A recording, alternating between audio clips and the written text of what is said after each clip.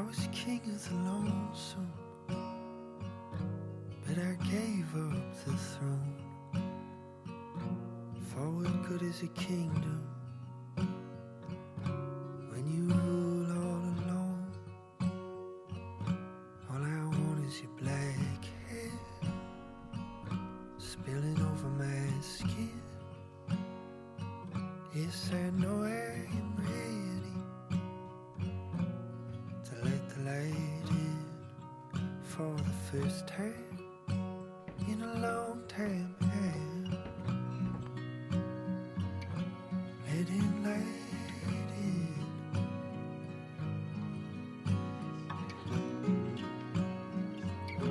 Let it light in. I was up in my kingdom, ruling all I could see. I was dying from something in the kingdom with me. All I want is your small hands, never long from my skin. Yes, I know I am ready to let the light in for the first time in a long time. Kara, I don't think a lot of people sitting here today believe this day would ever come. In fact, I don't think I ever truly believed I would find someone to spend the rest of my life with. But the truth is, I fell in love with you the first day that you came to the farm. Maybe it was that entire bottle of whiskey we polished off that afternoon. And maybe it was the fact that I fell 10 feet out of that tree. But something came alive in me that day that made me realize that God had planned for you to be the one I was supposed to be with the rest of my life. I could list plenty of things since that day that have assured me that we're supposed to spend the rest of our lives together. But it comes down to one simple thing. You make me a better person.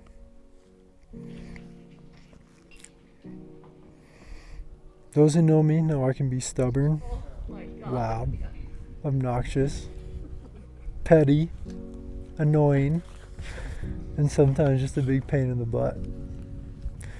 In fact, I've come to realize that I should be the first person to admit that I'm a little rough around the edges.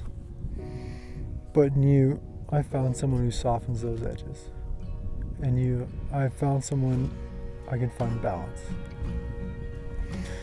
You help me find compassion for others. You make me want to show kindness when I didn't know I had any to give. And you make me want to be a more patient and loving person.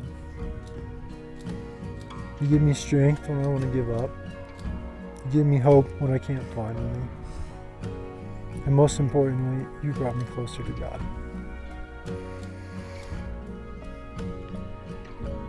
When I first asked you to hang out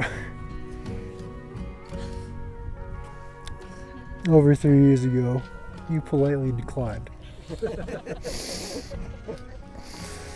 Being the stubborn person I am, I persisted in my pursuit to where it became a running joke between us.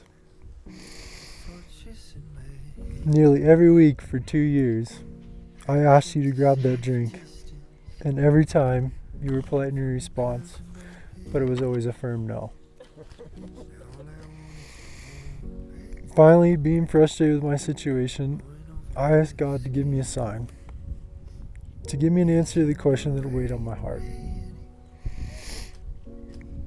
Was I supposed to go through this journey alone? Or was there someone...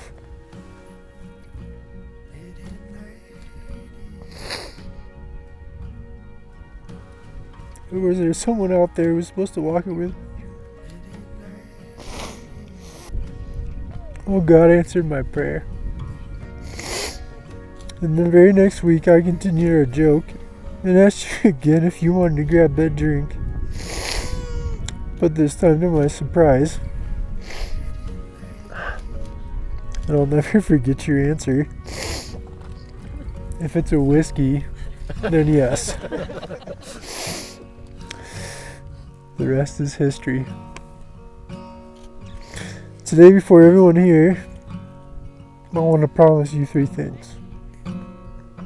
First, I promise to keep God at the center of our relationship. Without Him, this day would have never happened. If He had not answered my prayer that night, I probably would have given up hope. But I trusted in Him, and in return He's given me the greatest gift I could ask for.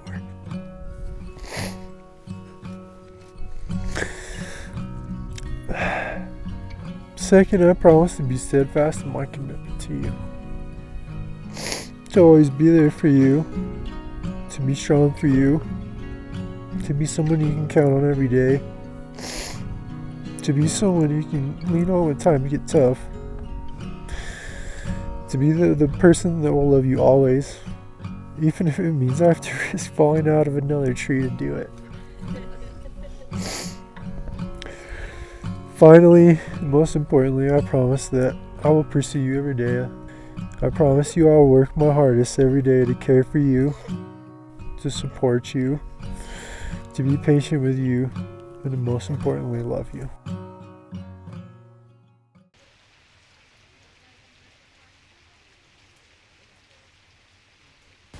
Jordan, how we have made it to this moment is only by grace and a resolve to not settle until it felt right. A warm feeling we are both familiar with, one that radiates off your skin when the other person enters the room. I think people that have to look longer to find somebody to spend their life with cherish it in a different way. I believe in miracles because you and I found our way to each other at the perfect time in the perfect way. I believe storms are inevitable, but foundations of stone are unmovable. I believe flowers wither and sparks flash for but a second, but if you plant deep enough and tend to your own fire, beauty and warmth will last. I believe novelty is a fleeting gift, but new love can break in to become soft and familiar and accrue lasting value. Today we are laying our foundation of stone, planting our roots deeply to intertwine, and continuing to wear in our love and friendship to become the most valuable it can be for both of us. Here's my heart for you and for us. I promise to you. I promise to always place Jesus at the center of everything I do and every choice that I make. He is my first love. I promise to you I will encourage you in your walk with God. Just as the sunlight seeks the dark and fills the cracks, I pray you seek Him and inevitably find Him in all you do. I promise to remain faithful to you. I will never leave, and there will be no one else. I will be your place to call home, and I will open my arms to all of you, just as you are, the best and the worst. Promise to always forgive and to choose love over my desire to be right. Should we have the privilege and responsibility of raising children, I promise I will parent them next to you under God's guidance first and lead them to the best of my ability. I promise I will turn to these vows again and again as we walk through this life together. These are not just words I am saying, but binding action I intend to take, and a deep, lasting promise not dependent on circumstance. I believe in you as a leader, trust you as a husband and a future father, and support you as a wild dreamer, and I love you for exactly who you are. I will always remember what a privilege it is to take part in this mystery with you and only you.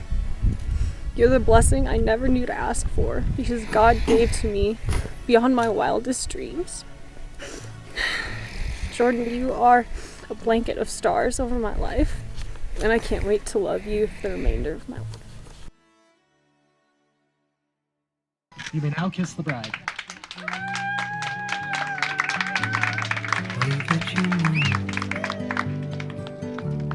where all of these wrong turns always leading towards you. Was it the way you looked looked at me as if you'd found something quite holy that led me to solid ground.